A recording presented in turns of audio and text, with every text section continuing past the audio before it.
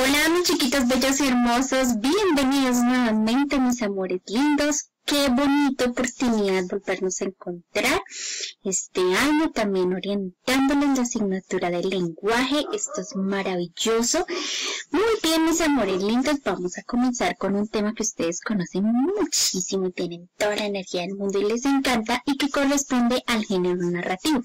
Vamos a ver entonces con detalle nuevamente lo que corresponde al cuento, ¿listo? Pero vamos entonces a identificar otras cositas, otro lenguaje que vamos a aprender sobre el cuento, ¿cierto? Y que les va a ayudar a reforzar todo lo que ustedes entienden acerca de los cuentos y esas maravillosas creaciones que ustedes hacen con las narraciones. Muy bien, vamos entonces a mirar el cuento para entenderlo un poquito. Pues no ha sido algo que de repente nos inventamos ahorita en los últimos días, no. Por el contrario, esa acción de contar y escuchar cuentos ha sido algo innato, algo de pronto por necesidad que ocurrió en nuestra sociedad y que se ha establecido en diversas culturas precisamente para conservar las tradiciones. Entonces, ¿qué quiere decir esto? Que los cuentos, esa acción nosotros de tener esa posibilidad de contar estos cuentos, pues hacen parte de nuestras tradiciones orales. Nuestros antepasados inicialmente lo que hacían era que contaban los cuentos en forma oral, ¿cierto? Y a medida que iba pasando el tiempo, ¿cierto? Lo que fueron haciendo fue que ya lo pasaron a la forma escrita. El recurso de mantenerlo en forma oral fue magnífico porque gracias a eso nosotros aún conocemos historias maravillosas de nuestros antepasados y precisamente se hizo esto para que esas tradiciones, esas historias, eso que se estaba viviendo en esas épocas pudiera continuar o ser conocido por otras personas. Entonces, es una tradición oral, ¿listo? Que viene de nuestros antepasados y que ha tenido un gran auge con el pasar del tiempo, que pues evidentemente en nuestra actualidad ha tenido gran popularidad lo que tiene que ver con los cuentos escritos, ¿cierto?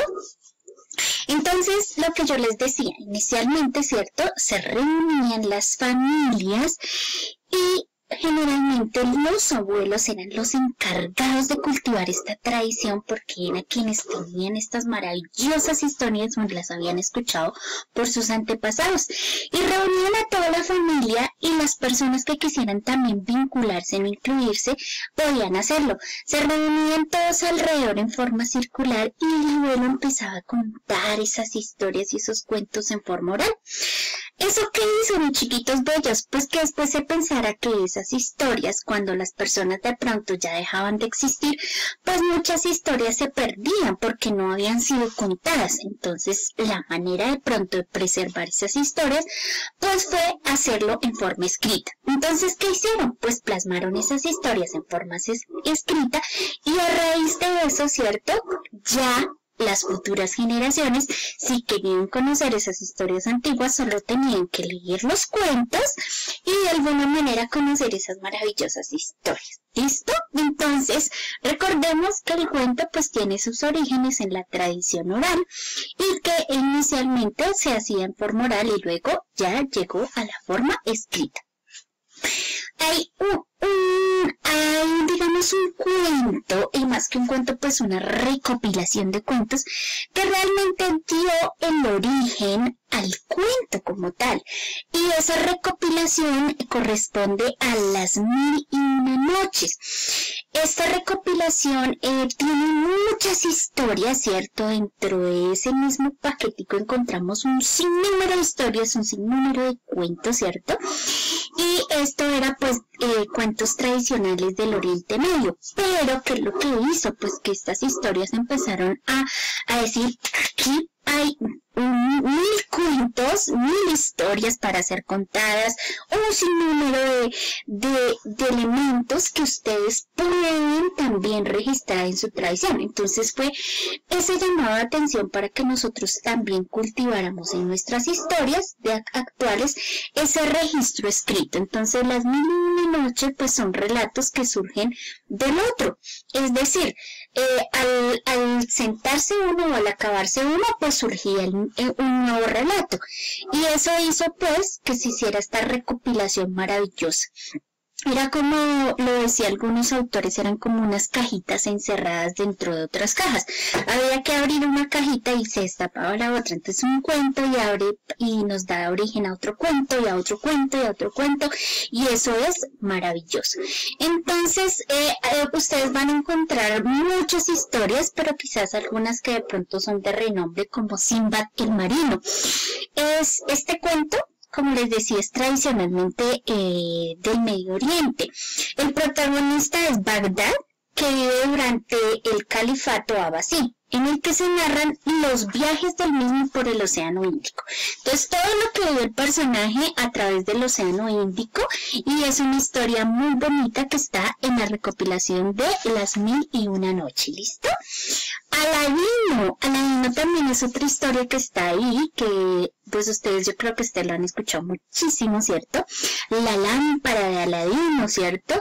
Y pues hace referencia, ¿cierto?, a un joven en la ciudad también pues del Medio Oriente, que de alguna manera fue reclutado por un brujo malvado y se hace pasar por fallecido para que le ayuden a recuperar su lámpara de aceite. Es una lámpara mágica, ¿cierto? Y pues digamos que Aladino descubre con el tiempo pues que esta lámpara es mágica y que dentro de ella hay un genio, ¿cierto? Y este genio pues ayuda a cumplirle algunos deseos porque tiene unos poderes maravillosos. Entonces Aladino logra sus propósitos a través de esta lámpara mágica. Otras historias que ustedes cuando tengan la posibilidad también de compartir, ¿cierto?, de ver con esta recopilación de Las Mil y Una Noches, es El Rey, Chaviar y el Hermano, la historia del joven encantado y de los peces, El Mandadero y de las tres doncellas, Zobeida, la mayor de los jóvenes, La mujer despedazada de las tres manzanas, El visir Nureddin, El jorobado con el sastre, El joven cojo con el barbero de Bagdad y la historia del dulce amigo. Hay otros números de historias también que ustedes pues van a encontrar, pero quizás estas llaman mucho la atención por su estructura narrativa, por su trama, por todo lo que allí trae. Entonces, en conclusión, recordemos que el cuento, ¿cierto?, pues es una narración breve. Cuando decimos breve es que tiene que ser corta, contundente y precisa, ¿listo? Que tiene argumentos sencillos. ¿Por qué? Argumentar es opinar, ¿cierto? Entonces, de alguna manera, a veces en los cuentos nos van presentando este tipo de argumentos o opiniones que son un poquito sencillas y coherentes a la historia. Tiene una intensidad emotiva. Cuando hablamos de intensidad emotiva es que lo que busca es generar una sensibilidad en el lector. ¿Qué emociones puede provocarme ese cuento? Puede provocarme incluso miedo, puede provocarme tristeza, puede provocarme desánimo, preocupación. Eso pueden generar los cuentos porque están llenos de emociones y evidentemente esas emociones también se transmiten al lector. Tiene pocos personajes, no tenemos muchos personajes en los cuentos, ¿cierto? Pero generalmente pues estos personajes están muy bien descritos, ¿cierto? Se recrean historias que pueden ser reales o imaginarias. Entonces, características para siempre recordarlo y tenerlo en cuenta. La brevedad, entonces corta extensión. Cuando hablamos de cuentos son cortos, son breves, son pequeños, no son tan largos, ¿listo? A veces un cuento cuando ya es demasiado largo pues deja de perder su sentido de como tal narrativo y pasa a ser, digamos, ya incluso pasa a ser de pronto ya una novela, otro tipo de género. La caracterización de los personajes. Siempre que tú estés escribiendo un cuento, ten en cuenta en caracterizar al personaje, es decir cómo es el personaje, puede ser en lo físico, en lo moral o en lo espiritual. Esas pistas le dan al lector la posibilidad de conocer cómo era el personaje, si era una bruja malvada, si era una tierna doncella, si era un patito feo. Entonces ahí cuando yo coloco esos detalles, ¿cierto?, lo que hago es que le doy esa caracterización al personaje. personaje.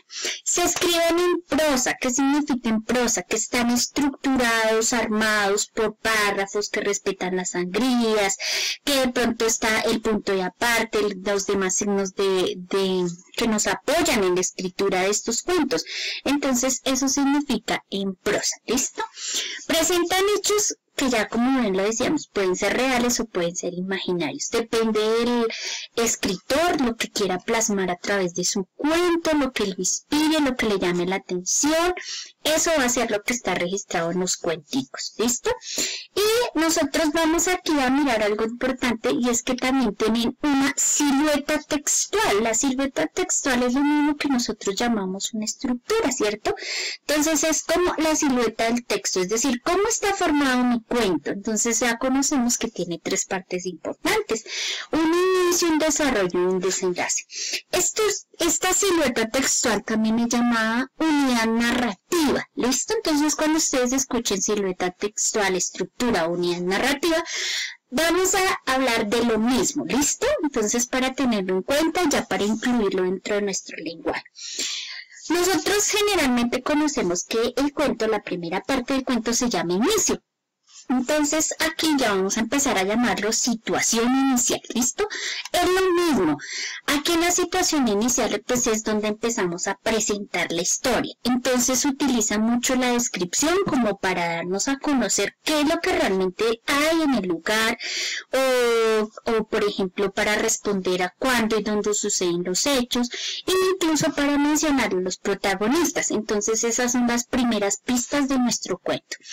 En la unidad narrativa hay una parte fundamental y es el centro de la historia que corresponde al desarrollo, ¿cierto? Nosotros lo conocemos también como el nudo. Entonces cuando escuches nudo de desarrollo estamos hablando de lo mismo, ¿listo? El nudo es muy significativo porque es una partecita larga donde nos vamos generando y presentando diversas situaciones, los problemas, los conflictos.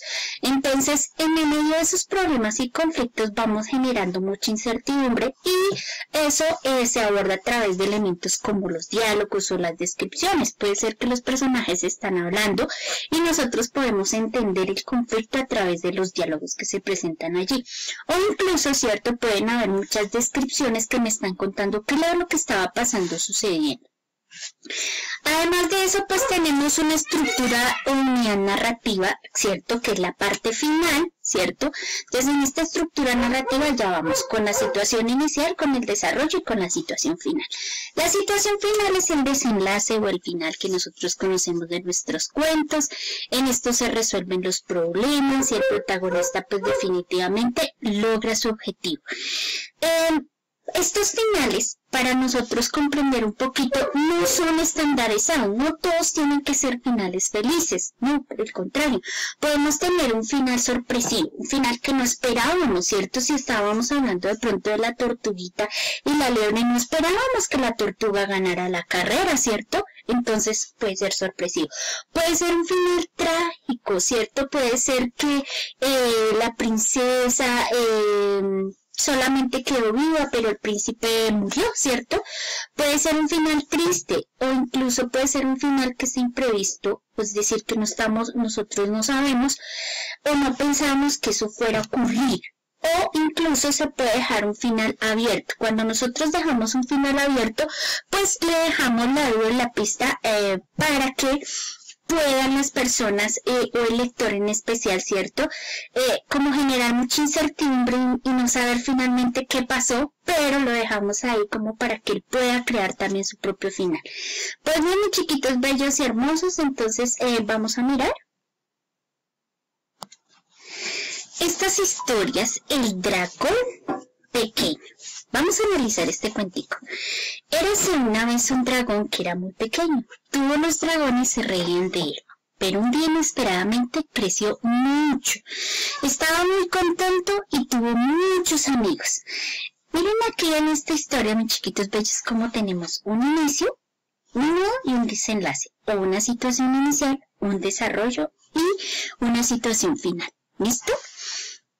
Veamos este otro cuento. La sopa. Esta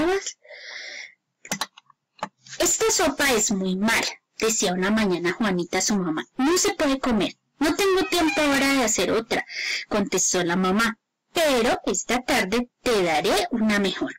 La madre fue después con Juanita al jardín a desenterrar papas. Juanita estuvo ocupada todo el día